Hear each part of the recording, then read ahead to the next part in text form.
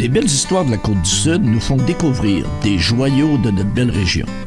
Aujourd'hui, en rétrospective, regardons Ouellet Canada, Guitare Boucher, le groupe LG Cloutier et Ressort Liberté. Bonjour messieurs. Bonjour. Monsieur Martin Beaulieu, président de Ouellet Canada. Louis Beaulieu, directeur général. J'aimerais qu'on parle un peu de l'histoire. Ouellet, ça part d'où? C'est rendu où?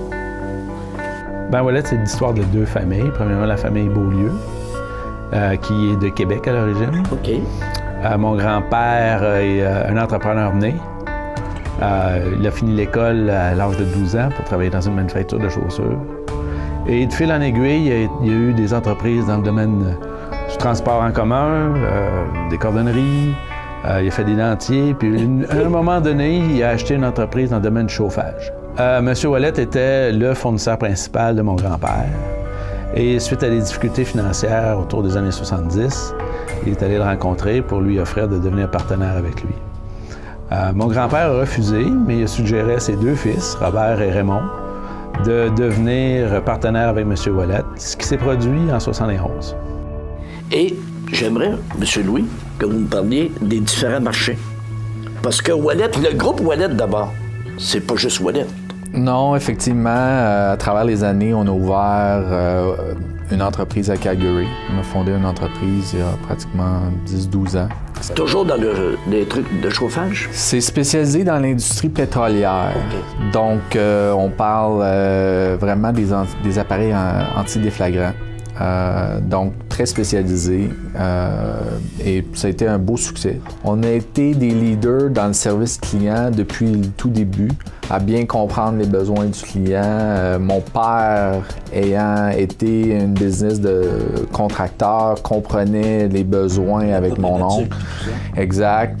Et était près du marché, était près des clients. Ce qui a permis de développer une expertise, puis de bien servir les clients, développer une flexibilité aussi au niveau des livraisons. Et on s'est mis à rayonner hors Québec, donc l'Atlantique, l'Ontario, tranquillement. Et ce qui est intéressant, c'est qu'on a eu des distributeurs aussi qui ont grossi avec nous. Donc des distributeurs qui étaient locaux au Québec. On fait des acquisitions hors du Québec et on a grossi avec eux. Bonjour, M. Boucher. Bonjour, M. Lavoie. Donc, M. Robin, ce que j'aimerais, que vous nous parliez de vous. Qu'est-ce qui amenait ça, Guitare Boucher? Donc, on part. Bien, premièrement, moi, je suis originaire de Sainte-Perpétue. Et puis, j'ai grandi dans un environnement où la musique et l'industrie du bois étaient bien présentes. Mon père était vendeur de machinerie agricole, donc il faisait un peu affaire avec les gens des producteurs de bois aussi. Oui. Et puis, il était musicien, il jouait du banjo, style guitare. Il y a de mes cousins, de mes amis, qui encore des amis, qui travaillaient à l'époque, quand j'ai grandi là-bas, chez Mébec. Ben oui. Et puis, Matériaux Blanchette, hein, des fleurons... les fleurons de Saint-Pamphile. De Saint-Pamphile, effectivement. Et puis, ces compagnies-là, aujourd'hui même, sont de fidèles fournisseurs et passionnés. Ils nous fournissent... la matière première. Exactement. Ils nous fournissent en épinette. L'offre de Guitare Boucher se définit en 4 séries différentes et la série signature, donc 5 séries de guitares. OK. Alors, la série Studio est une guitare qui, par sa nomenclature, veut dire que c'est une guitare qui est très performante, disons, en session d'enregistrement. Ensuite, on a la série Bluegrass, donc destinée pour les guitaristes de Bluegrass.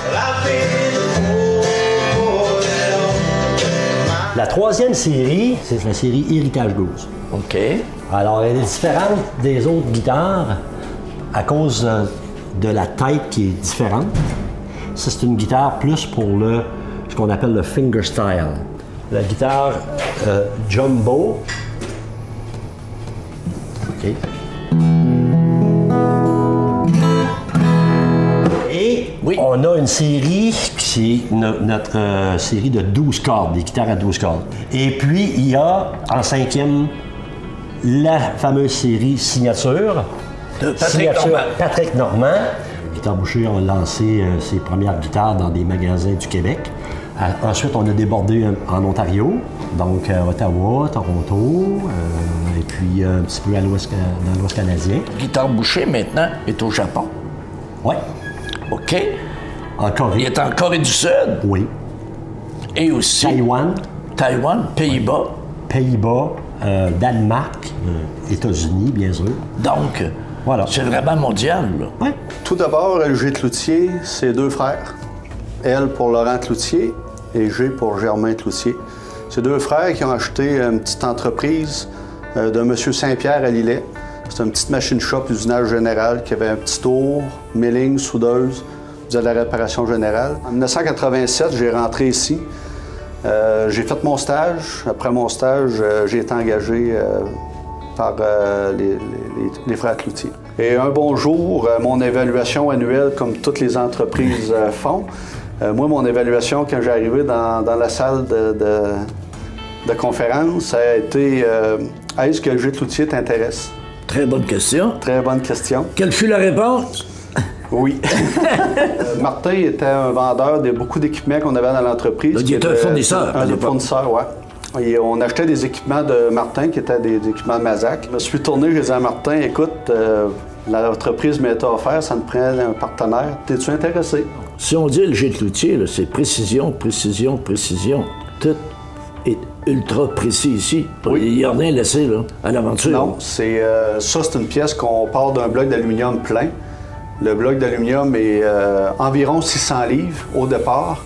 Et quand la pièce est terminée, on parle d'une pièce d'environ 30 livres. On a fait plus loin sur la table, on a des pièces de la C-Series, les 10 premiers avions que Bombardier avait fait.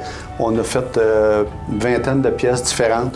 À l'époque, LG Cloutier fabriquait du die. On fabrique encore du die. On fabrique encore ce qu'on faisait à l'époque pour LG Cloutier, mais on a élargi. On n'est plus dans le local, on n'est plus dans le corridor Québec ou la Pocatière. Ouais. On est maintenant plus, je dirais, provincial, puis même national. Je suis très fier de dire qu'on le métro de Montréal, le métro de New York, le métro de New Jersey. On a vu des pièces de Chicago tantôt. C'est ça. Le métro de Chicago, on l'a fait, j'étais ici à l'époque. Puis même à l'époque, Laurent puis Germain et ses partenaires avaient une forte expertise au niveau avec Bombardier. On travaille avec Alstom maintenant, on travaille avec Mitsubishi, on travaille avec True Simulation qui est détenu par Textron.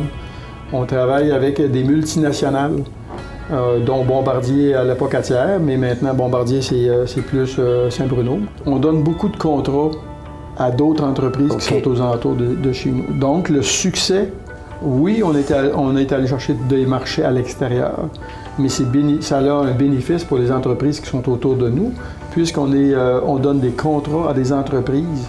Souvent, on va prendre la pièce, on va l'envoyer peinturer près de chez nous pour être capable de faire l'assemblage. OK. Fait qu'on a un meilleur, oui, vous avez raison, on a un meilleur contrôle sur la qualité de notre produit. Donc, j'aimerais que vous nous parliez de Ressort Liberté. Hier, c'est parti en 1986. Vous n'étiez pas là, vous êtes arrivé, je crois, en 98. 98, mais j'étais sur le conseil depuis 87. Alors, évidemment, ça partit comme d'une base. C'était un monsieur Côté, Harold, je me souviens pas du nom de tous les membres de la famille, mais il travaillait au Connecticut Spring, dans l'usine de Ressort. Et le frère, je crois que c'est celui qui était le plus âgé, ça s'appelait Québec Spring. C'était juste de l'autre côté de la voie ferrée. Alors, c'est lui qui avait comme amené l'expertise Ressort. Après ça, Harold s'était joint avec son frère pour travailler dans l'entreprise. Et à un moment donné, ils ont décidé de partir 5 personnes, une usine de Ressort à Montmagny. Il y avait déjà l'autre, mais ils se sont partis plus dans l'automobile. On parle de Ressort, on parle de suspension, on parle de peinture en poudre, on parle aussi d'électrophorèse. Électrophorèse. Ça, c'est en anglais, ils disent e-coat. OK. Électrophorèse. Bon, c'est comme un complément, c'est une expertise. Il y a des usines qui font seulement de l'électrophorèse. Okay. Il y a des usines qui font seulement du powder coating, peinture poudre. Oui. Alors nous, lorsqu'on faisait le ressort, puis on avait vérifié les qualités, on arrivait à la dernière étape qu'on envoyait en sous-traitance, on avait des problèmes de qualité. On a dit, on va emballer cette bouchée-là aussi. Intégration verticale. Exact. Puis c'est pas nécessairement, ça demande beaucoup de défis, mais on contrôle plus. Donc l'électrophorèse, c'est ça. Alors nous, nos clients sont dans l'automobile. Alors, on appelle ça, il y a encore une fois, il y a une expression qui dit OEM, c'est les fabricants originaux. OK, donc, oui. General Motors, Toyota. Et la couche en dessous, Tier 1, ce sont les assembleurs OK. qui donnent les pièces assemblées. Et après ça, il y a les Tier 2 qu'on appelle, qui fournissons les Tier 1. Nous sommes un Tier 2 et dans certains cas, nous sommes un Tier 1. Donc, Oui, parce que des fois, vous faites de l'assemblage. exactement. Fait que, exemple, pour BRP, bien, on fournit directement BRP. Donc, de l'automobile, du récréatif. Oui. Alors, Honda, Kawasaki et Polaris, nommez-les. Dans l'automobile, on a à peu près... notre produit se retrouve à la fin à peu près dans tous les véhicules au monde.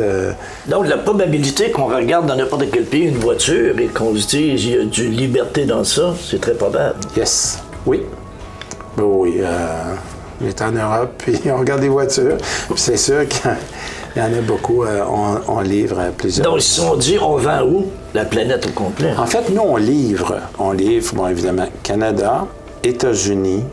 Je vous donne les principaux. Ben oui. Allemagne, Mexique, Inde, Chine, évidemment, même à partir d'ici. On livrait beaucoup en Corée du Sud. Là, on livre encore toujours au Japon depuis 25 ans.